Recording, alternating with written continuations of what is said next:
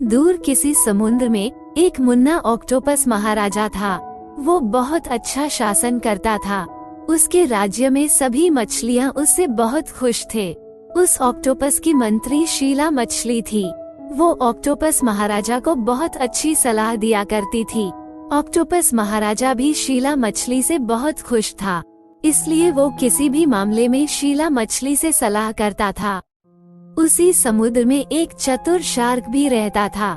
वो भी महाराजा का खास मंत्री बनना चाहता था, लेकिन ऑक्टोपस महाराजा अच्छी तरह जानता था कि वो चतुर शार्क कितना चालाक है।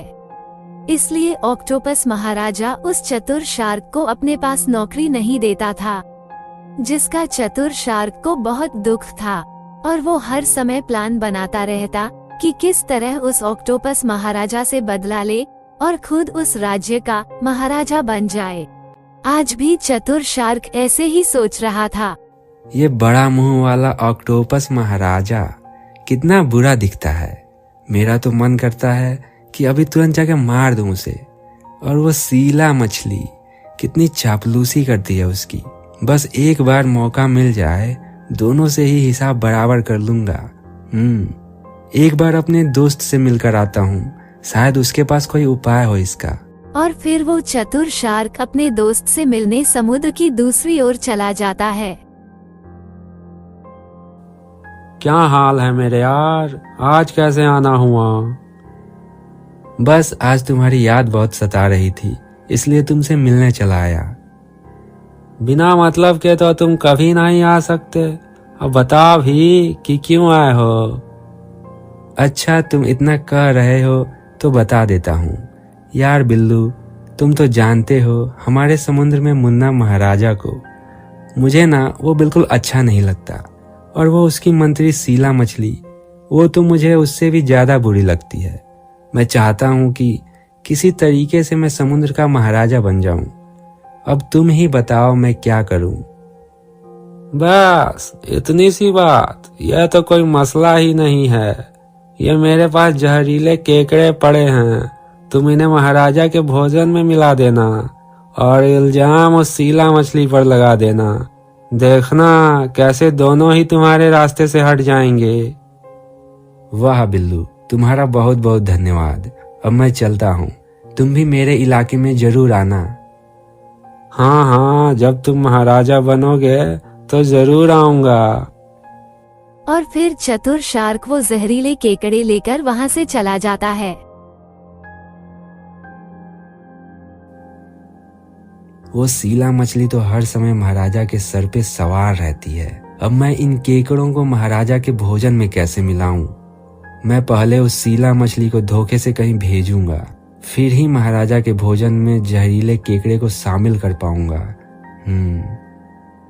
और फिर ऐसे ही रात हो जाती है। सुबह होते ही चतुर शार्क सीधा शीला के घर की तरफ जाता है। शीला, क्या कर रही हो? कुछ नहीं, बस महाराजा के पास जाने वाली थी। तुम सुनाओ, सब ठीक तो है ना? आज सुबह सुबह ही उठ गए? हाँ मछली, वो मैं तुम्हारी बहन का संदेश देने आया था। मैं कल समुद्र की दूसरी ओर गया था। तुम्हारी बहन मुझे रास्ते में मिली थी। वो मुझे कह रही थी शीला को मेरा संदेश दे देना, वो मुझसे आकर जल्दी मिल ले, मुझे उससे कोई जरूरी बात करनी है। शीला, मुझे तो तुम्हारी बहन की तबीयत कुछ ठीक नहीं लग रही थी। तुम जरूर आज चली जाना, बल्कि मैं तो कहता हूँ कि अभी इसी समय चली जाओ। मैं महाराजा को बता देता हूँ। शार्क भैया, मेरी बहन ज्यादा बीमार तो नहीं थी? मुझे तो ज्यादा ही बीमार लग रही थी। अच्छा, फिर मैं चली जाती हूँ। तुम ऑक्टोपस महाराजा जी से कहना मैं शाम तक आ जाऊंगी। हाँ, तुम जाओ, मैं कह दूंगा। और फिर शीला मछली समुद्र की दूसरी ओर चली जाती है और चतुर शार्क अपने घर की तरफ वो जहरीले केकड़े लेने चला जाता है जो वो कल अपने दोस्त से लेकर आया था। शीला मछली जब दूसरी ओर अपनी बहन के पास पहुंचती है तो उसकी बहन बिल्कुल ठीक थी। दीदी, तुम तो बिल्कुल ठीक लग रही हो। फिर चतुर शार्क ने मुझे क्यों कहा कि आप बीमार हो? लेकिन शार्क तो मुझसे मिला भी नहीं, फिर उसने तुमसे ऐसे क्यों कहा? शीला मछली बहुत परेशान हो जाती है। दीदी मुझे जल्दी से वापस जाना होगा, लगता है चतुर शार्क कोई चालाकी कर रहा है। फिर शीला मछली जल्दी से वापस चली जाती है। मुझे भी जाकर देखना चाहिए, कहीं मेरी बहन किसी मुश्किल में न फंस जाए। और फिर शीला की दीदी भी उसके पीछे चली जाती है। दूसरी तरफ चतुर शार्क वो जहरीले केकड़े मुन्ना महाराजा के भोजन में डाल देता है। थोड़ी देर बाद ही महाराजा भी नाश्ता करने के लिए आ जाते हैं। ये शीला नहीं आई अभी तक। महाराज जी, शीला तो अभी अभी ये भोजन रख कर गई है। कह रही थी कि मैं अभी आती हूँ। मैं तो कहता हूँ तब तक आप ये भोजन कर लीजिए। और ऑक्टोपस महाराजा वो भोजन खा लेता है। कुछ ही देर बाद महाराजा पर उन जहरीले केकड़ों का असर होना शुरू हो जाता है और चतुर शार्क वहाँ से तुरंत चला जाता है। मुन्ना महाराजा तड़पना शुरू कर देता है। शीला मछली भी वहाँ पहुँच जाती है। वो मुन्ना महाराजा को तड़पता देख बहुत परेशान हो जाती है। महाराजा जी, आपको क्या हुआ है? लेकिन मुन्ना महाराजा के मुंह से कोई शब्द नहीं निकल रहा था। चतुर शार्क भी सेना से 2 फौजी लेकर वहां आ जाता है। ये देखो शीला मछली ने क्या किया, इसने महाराजा को जहर दे दिया। इसको पकड़ लो और इसे फांसी दे दो। नहीं, मैंने महाराजा को कोई जहर नहीं दिया। शीला मछली रोते हुए कहती है, लेकिन फौजी उसकी एक नहीं सुनते और उसे पकड़कर ले जाते हैं।